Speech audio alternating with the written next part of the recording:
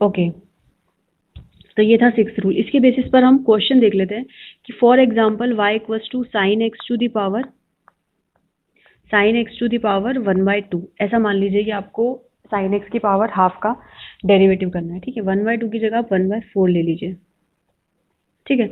तो y का derivative हो जाएगा dy/dx। साइन एक्स की पावर 1/4 में पावर आगे, साइन एक्स लिखना है आपको पावर में से एक कम, फिर डेरिवेटिव करना है आपको किसका, इसी साइन एक्स का। ओके, तो ये हो जाएगा 1/4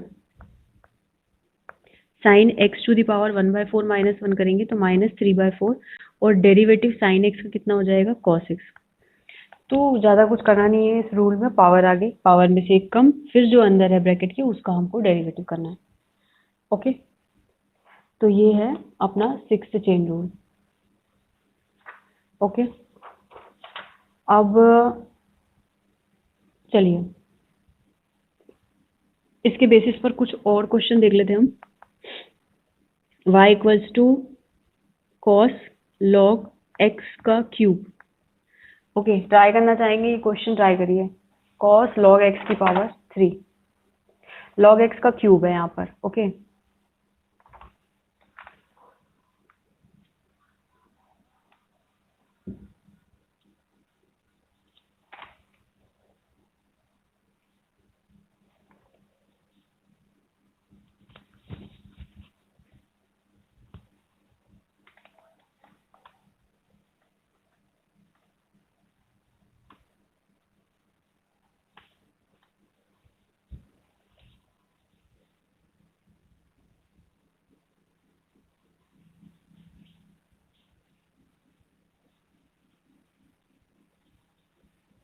ओके, बताइए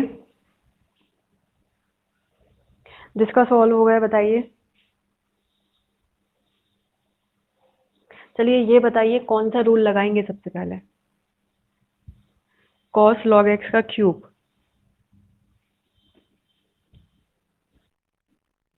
ट्रिग्नोमेट्रिक वाला first chain rule.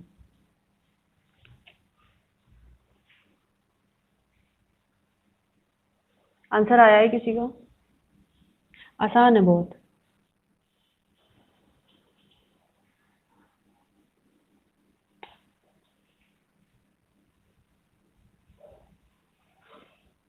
Cos log x की पावर 3।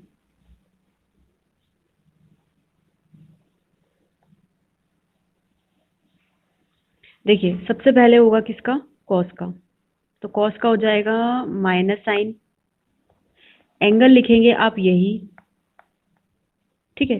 फिर आप डेरिवेटिव करेंगे किसका, इसी एंगल का, लॉग एक्स का क्यूब। फर्स्ट रूल क्या कहता है, जो ट्रिग्नोमेट्री फंक्शन है उसका डेरिवेटिव करेंगे तो कॉस का हो जाएगा क्या, माइनस साइन। ओके, फिर जो कॉस का हुआ है माइनस साइन, एंगल आप लिखना है एज इट इज। तो देखिए एंगल में क्यूब है, जो भी हो एंगल आपका ये पूरा है ना, तो ये पूरा लिखेंगे आप। फिर डेरिवेटिव करेंगे इसी एंगल का, तो ये हो जाएगा माइनस साइन लॉग एक्स का क्यूब। डेरिवेटिव करेंगे लॉग एक्स क्यूब का, तो 3 log x as it is, फिर पावर में से कम, फिर डेरिवेटिव करना है आपको किसका, लॉग एक्स का। अब लगा कौन सा वाला रूल, इस चीज में लगेगा एक्स की पावर n वाला रूल। देखिए साफ साफ दिख रहा है ये x है और ये पावर n है। ओके, तो x की पावर n क्या होता है, n x to the power n minus 1, और फिर जो यहाँ पर x लिखा है उसका करना है हमको। ओके, तो ये, ओके गुड। तो यहाँ पर अगली स्टेप में log x का कितना हो जाएगा, 1/x। तो ये वाली टर्म एज इट इज, ये वाली term as it is, log x का करेंगे तो 1/x हो जाएगा। ओके, ठीक है। अब देख लीजिए एक जनरल चीज बता देती हूँ मैं कि मतलब फिजिक्स पॉइंट ऑफ व्यू से थोड़ा सा, कि अगर जैसे डिस्प्लेसमेंट दिया आपको, डिस्प्लेसमेंट इक्वेशन दी है ना, डिस्प्लेसमेंट इक्वेशन दी है, जैसे मान लीजिए 2t² + 5t + 9, ठीक है। ये मोस्ट इंपॉर्टेंट है, वैसे काफ़ी एग्जाम्स में ये क्वेश्चंस पूछ लिए जाते हैं ना, कि आपको डिस्प्लेसमेंट दे रखा है, क्या कहेंगे वो, फाइंड वेलोसिटी, वेलोसिटी निकालिए या फिर एक्सीलरेशन निकालिए, ठीक है। तो वेलोसिटी का जो फॉर्मूला है वो ध्यान रखिए, वेलोसिटी इक्वल्स टू ds/dt, यानी s का डेरिवेटिव करना है आपको टाइम के रिस्पेक्ट में, तो s का डेरिवेटिव टाइम के रिस्पेक्ट में कर दीजिए, तो 2। अब जैसे आप x को ट्रीट करते थे, वैसे आप t को ट्रीट करेंगे। क्यों? क्योंकि आपको t के रिस्पेक्ट में डेरिवेटिव करना है। ओके, जैसे x को वहाँ पर x के रिस्पेक्ट में करते थे तो x का करते थे, अब यहाँ पर t के रिस्पेक्ट में कर रहे हैं तो t का करेंगे। जैसे x का होता था वैसे t का हो जाएगा। तो x का कितना होता था? एक्स स्क्वायर का, ये टी स्क्वायर है ना, तो टी स्क्वायर का कितना हो जाएगा? 2t, क्योंकि एक्स स्क्वायर का होता था 2x प्लस 5। ये 5 लिखा है, कांस्टेंट है एज इट इज। इसके साथ t है तो इसका जीरो नहीं होगा। ठीक है, इसके साथ t लगा हुआ है तो इसका जीरो नहीं होगा। तो 5 एज इट इज, t का हो जाएगा 1 क्योंकि x का हो जाता है 1, प्लस 9 का हो जाएगा 0। क्यों? क्योंकि 9 के साथ कहीं भी x मतलब t नहीं जुड़ा हुआ है, तो इसलिए 9 कांस्टेंट है पूरा टर्म, तो 0। तो ये जो वेलोसिटी आ जाएगी आपकी आ जाएगी 4t प्लस 5। ठीक है, अब आपको उसने बोला एट t बराबर 5 सेकेंड वेलोसिटी बराबर कितना? t बराबर 5 सेकेंड पे बताइए। तो t की जगह पर आप क्या रख दोगे? 5। तो 4 5 प्लस 5 20 प्लस 5, तो ये आ जाएगा 25 मीटर पर सेकेंड। ठीक है, तो ये हो गई वेलोसिटी आपकी। क्लियर है? तो या तो ये यहाँ तक पूछ सकता है या फिर बोलेगा कि ये यहाँ पर बताओ। ठीक है, दूसरी चीज वो पूछ सकता है एसिलरेशन। तो एसिलरेशन a बराबर होता है dv बाई dt। तो आपने v निकाल लिया है, तो v की वैल्यू आपने कितनी निकाली? ये। तो इसका एक और बार डेरिवेटिव कर दीजिए तो एसिलरेशन आ जाएगा। तो a d by D T derivative करना है आपको किसका? 4t प्लस 5, 4t प्लस 5 का। तो 4 एज इट इज, t का करेंगे तो 1 हो जाएगा, प्लस 5 के साथ t नहीं है तो उसका 0 हो जाएगा। तो 4 1 जा 4, तो एसिलरेशन आया 4 मीटर पर सेकेंड स्क्वायर। ठीक है, एसिलरेशन की यूनिट। ओके, अब अगर बोल दे कि एट टी बराबर 2 सेकेंड एसिलरेशन क्या होगा, है ना? 2 सेकेंड पर एसिलरेशन बताइए क्या होगा। तो अब आप देख रहे हो इसमें तो भाई टी है ही नहीं।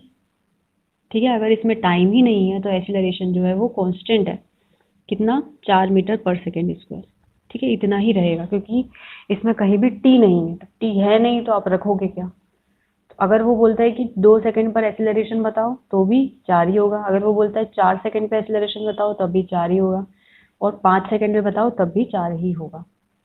ठीक है, अब आपको एक क्वेश्चन वो ये पूछ सकता है कि फाइंड मैक्सिमम, नहीं, फाइंड हाइट। ठीक है, फाइंड एस फ्रॉम ग्राउंड। मतलब मान लीजिए कि ऑब्जेक्ट को यहाँ से ऊपर फेंका जा रहा है और जिसकी इक्वेशन जो है वो ये है 2t square plus 5t plus 9। ये किसकी इक्वेशन है? डिस्प्लेसमेंट इक्वेशन है। ओके, तो ग्राउंड से पार्टिकल को ऊपर फेंका जा रहा है तो बताना है कि हाईएस्ट पॉइंट पर, हाईएस्ट पॉइंट तक जब ये जाएगा तो ये कितना डिस्टेंस ट्रैवल करेगा। ठीक है, तो एट हाईएस्ट पॉइंट वेलोसिटी कितनी हो जाएगी? 0। क्यों होगी वेलोसिटी 0? क्योंकि जैसे ही पार्टिकल यहाँ से ऊपर जाएगा धीरे धीरे, अगर उसकी स्पीड है तो धीरे धीरे आप जानोगे कि ग्रेविटी जो है वो नीचे एक्ट करी तो उसकी स्पीड धीरे धीरे कम हो जाएगी। ठीक है, कम हो जाएगी तो उसकी स्पीड एक पॉइंट पे इतनी कम हो जाएगी कि वो यहाँ पर वेलोसिटी उसकी 0 हो जाएगी और फिर वो ग्रेविटी के इन्फ्लुएंस से नीचे आने लगेगा। ठीक है, तो इस पॉइंट पर वेलोसिटी 0 है तो वेलोसिटी को आपको 0 रखाना है। तो वेलोसिटी क्या निकाली थी आपने? 4t प्लस 5, इसको 0 रखाएंगे। ओके, तो velocity equals to 4t plus 5 equals to 0। तो यहाँ से t की वैल्यू आ जाएगी -5/4। ठीक है, तो वैसे जनरली नेगेटिव आती नहीं है बट इसमें नेगेटिव है, ये मैंने मन से क्वेश्चन लिया था। ओके, तो यहाँ से जो टाइम आया है वो टाइम उठा के आप किस में रख दोगे? इसमें रख दोगे तो आपको डिस्प्लेसमेंट मिल जाएगा। देखो आपने क्या किया, इस पॉइंट पर वेलोसिटी कितनी हो गई? 0 हो गई। ठीक है, तो इस पॉइंट पर आपने वेलोसिटी 0 लगा के टाइम निकाल लिया -5/4, मतलब इतने टाइम पर यहाँ पर पार्टिकल पहुंचा। ठीक है, तो इतने टाइम पर यहाँ पर पार्टिकल पहुंचा तो टाइम तो इस इक्वेशन में भी है। ठीक है, तो इस इक्वेशन में अगर आप वैल्यू रख दोगे तो आपको कितना डिस्टेंस उसने ट्रैवल किया वो मिल जाएगा ना, यहाँ से यहाँ तक पहुँचने में कितना ट्रैवल किया। तो वैल्यू क्या है? 2t square plus 5t plus 9, इसमें वैल्यू रखेंगे 2t square plus 5t plus 9, ये है डिस्प्लेसमेंट s। तो इसकी वैल्यू रखिए 2t स्क्वायर मतलब -5/4 का स्क्वायर प्लस 5t की वैल्यू -5/4 प्लस 9 प्लस 2s। इसको सॉल्व कर लेंगे तो आपको मिल जाएगा डिस्प्लेसमेंट। ठीक है। अब वो ये बोलेगा कि टोटल डिस्टेंस कितना ट्रैवल किया है। ठीक है, ऊपर नीचे जाने में टोटल डिस्टेंस कितना ट्रैवल किया है। तो मान लीजिए यहाँ से यहाँ तक आपने इसको सॉल्व किया तो आपको मिला 10 मीटर। 10 मीटर ऊपर जाने में तो 10 मीटर नीचे जाने में, तो टोटल डिस्टेंस कितना हो जाएगा 20 मीटर, क्योंकि 10 ऊपर जाने में लगा 10 नीचे जाने में लगा। ओके, तो ये भी इस टाइप के क्वेश्चन भी डिफरेंशिएशन से होते हैं।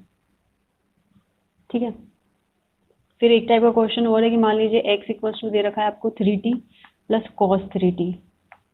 ठीक है, ये आपको क्या दे रखा है, डिस्प्लेसमेंट या फिर कोई पार्टिकल है जो कि x एक्सिस के अलोंग मूव कर रहा है, क्योंकि x के इक्वल दे रखा है। ठीक है, अब उसकी वेलोसिटी बतानी है आपको, तो वेलोसिटी बताइए तो कितनी हो जाएगी dx by dt, derivative of distance displacement with respect to time. तो ये क्या हो जाएगी वेलोसिटी। और बोले कोई एक्सीलरेशन निकालो, तो एक्सीलरेशन निकालने के लिए आप वेलोसिटी का डेरिवेटिव कर दो। ठीक है, वेलोसिटी का भी डेरिवेटिव कर सकते हो या फिर x का डेरिवेटिव 2 बार कर सकते हो। ठीक है, हो क्या रहा है, इसका डेरिवेटिव किया तो वेलोसिटी आई, एक और बार डेरिवेटिव कर दो वेलोसिटी का तो एक्सेलरेशन आ जाएगा। इसका मतलब इसका आप कितनी बार डेरिवेटिव कर रहे हो, 2 बार डेरिवेटिव हो रहा है। Okay, got it. तो इससे आप वेलोसिटी भी निकाल सकते हो और डिस्प्लेसमेंट भी निकाल सकते हो। ओके, दोनों चीजें निकाल सकते हो। तो इस टाइप का क्वेश्चन कहीं ना कहीं कॉम्पिटिटिव में एक आध तो क्वेश्चन आ ही जाता है। ओके, अब एक टाइप का क्वेश्चन और आता है कि अगर मान लो आपको दे रखा है वॉल्यूम, वॉल्यूम मान लो किसी चीज का दे रखा है 3/4 x² + 1, ये आपको वॉल्यूम दे रखा है ना, और वो बोला है rate of change of volume. तो rate of change of volume बताना है आपको, है ना, विथ रिस्पेक्ट टू एक्स, ये क्वेश्चन है। Rate of change of volume बताना है विथ रिस्पेक्ट टू एक्स। कोई बता सकता है क्या करेंगे इसमें हम, एनीबडी?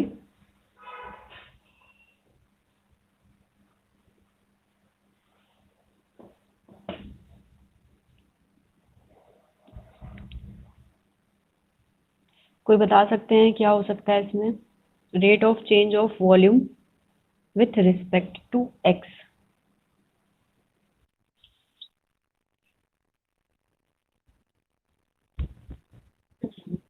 3/2x। तो क्या करना है, बेसिकली हमें वॉल्यूम का डेरिवेटिव करना है, dv/dx। तो 3/4 x² का हो जाएगा 2x और 1 का हो जाएगा 0। तो ये बचेगा 3/4 इंटू 2x, तो 2 2 4, तो 3/2x। ओके, तो इस टाइप से ये क्वेश्चन हैं कुछ।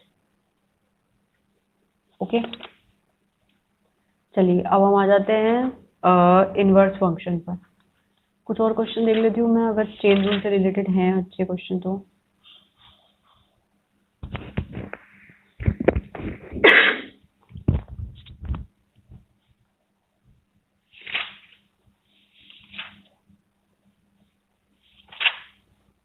हाँ, एक चीज और मैं बताना चाहूंगी कि जैसे 1/ax+b, इसका डेरिवेटिव करना है आपको। ठीक है, ये डायरेक्टली ध्यान रखिए आप, 1/ax+b का डेरिवेटिव हो जाएगा -1/ax+b इंटू a। ठीक है, ये डायरेक्टली याद रखो आप कि अगर ax+b जैसा कुछ है नीचे और उसका डेरिवेटिव करना है तो वो ये होगा। ओके सॉरी, स्क्वायर आएगा यहाँ, -1/ax+b का स्क्वायर इंटू a। जैसे फॉर एग्जाम्पल dy/dx करना है आपको 1/2x+3 का। ठीक है, तो आप बता सकते हैं a की जगह पर क्या लिखा है यहाँ पर। अगर हम कंपेयर करें तो a की जगह पर लिखा हुआ है 2। ठीक है, तो डेरिवेटिव करोगे तो -1/2x+3 और फिर वापस किस क्या आ जाएगा यहाँ पर ऊपर 2 और इसका स्क्वायर नीचे। ठीक है, ये सेम उसी तरीके से है जैसे dy/dx करते हो आप -1/x का, सॉरी 1/x का, तो 1/x का हो जाता है -1/x²। ठीक है, तो ये भी कहीं ना कहीं x ही है, तो इसका हो जाएगा -1/x² और फिर इसका फिर से करेंगे, तो इसका जब आप डेरिवेटिव करोगे ना तो 2 एज इट इज x का हो जाएगा 1 और 3 का हो जाएगा 0, तो अकेला कितना बचेगा 2। तो इसी प्रकार से आप कर सकते हो 1/9x+3 का। ठीक है, बताइएगा कितना आएगा, dy/dx 1/3 - x का, इसका बताइए कितना आएगा, D by d x 1/-4x का। चलिए कौन बताएगा? सत्या।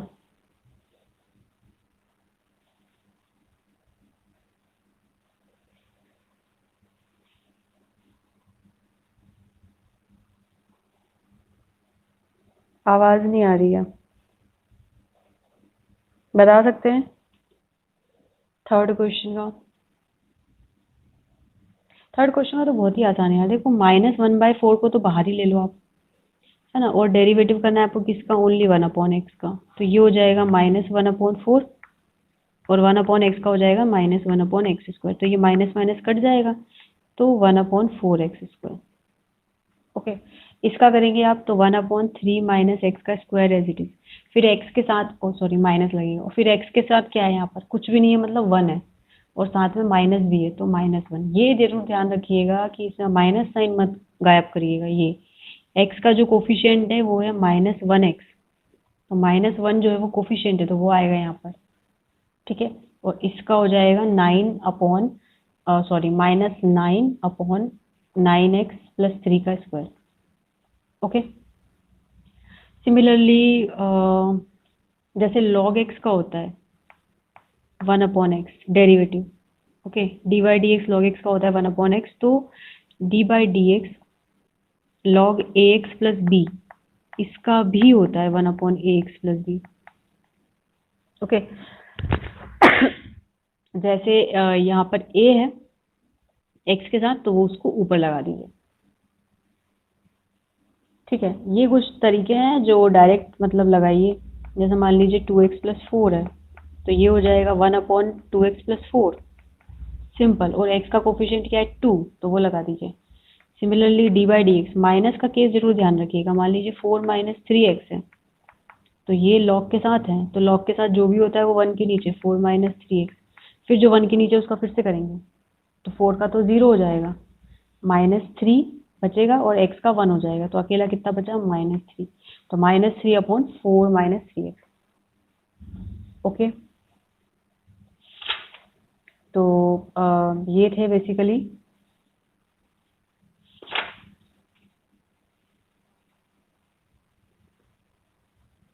ओके।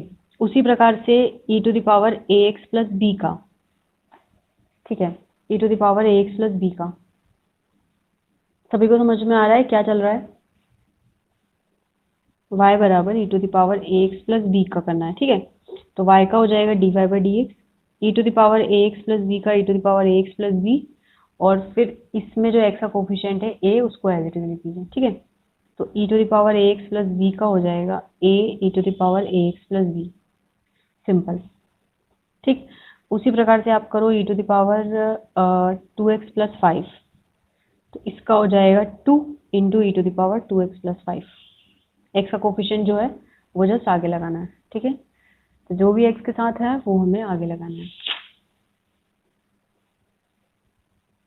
ठीक है, तो अब हम कुछ इम्पोर्टेंट फॉर्मूले देख लेते हैं। इम्पोर्टेंट फॉर्मूले, sin2θ, sin2θ का फॉर्मूला हो जाता है 2 sin थीटा cos थीटा। ठीक है, उसी प्रकार से अगर आप sin थीटा का फॉर्मूला लिखोगे तो 2 sin θ/2 cos θ/2 होगा। ठीक है, मतलब यहाँ पर अगर आप देखो, अगर नोटिस करोगे आप, अगर यहाँ 2 है तो यहाँ पर 1 हो जा रहा है, मतलब आधा हो जा रहा है। 2 का आप आधा कर दो तो कितना मिलेगा? 1, तो यहाँ पर 1 थीटा, यहाँ भी 1 थीटा। ओके, अगर थीटा है तो थीटा का आधा कर दो आप, तो कितना हो जाएगा? θ/2। तो देखिए यहाँ पर θ/2, कॉस का भी एंगल θ/2। ओके, तो ये फॉर्मूला ध्यान रखिए, sin2θ का 2 sin थीटा cos थीटा, ये कहलाते हैं एंगल हाफ फॉर्मूला। इनसे एंगल हाफ हो जाता है। ओके, और ठीक है, उसी प्रकार से होता है cos2θ का फॉर्मूला। तो cos2θ का हो जाता है 2 cos² थीटा -1। ठीक है, और एक और फॉर्मूला हो जाता है 1 - 2 sin² थीटा। ओके, ये दो फॉर्मूले होते हैं cos2θ के, 2 cos² थीटा -1 और 1 - 2 sin² थीटा। अगर आप थीटा ले लो ओनली, तो अगर आप थीटा ले लोगे तो एंगल कितना हो जाएगा, θ/2, 1 - 2 sin स्क्वायर θ/2। ठीक है, तो ये एंगल हाफ फॉर्मूले कहलाता है, जिनसे एंगल जो है वो हाफ हो जा रहा है। ओके, अब इनको कैसे लगाना है तो ये हम डिस्कस करेंगे अगली क्लास में। ओके, आज में किसी को कोई डाउट है?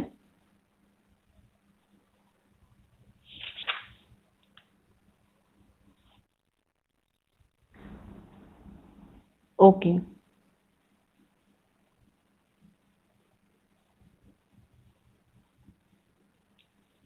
कुछ और क्वेश्चन अगर करना चाहते हैं तो एक ये वाला क्वेश्चन ट्राई कर लीजिएगा, e⁻ sin x upon sin x⁻n। ठीक है, तो इसमें लगाएंगे आप divide rule, first second divide rule लगने के बाद इसमें चेन रूल लगेगा, तो फिर ये सॉल्व हो जाएगा।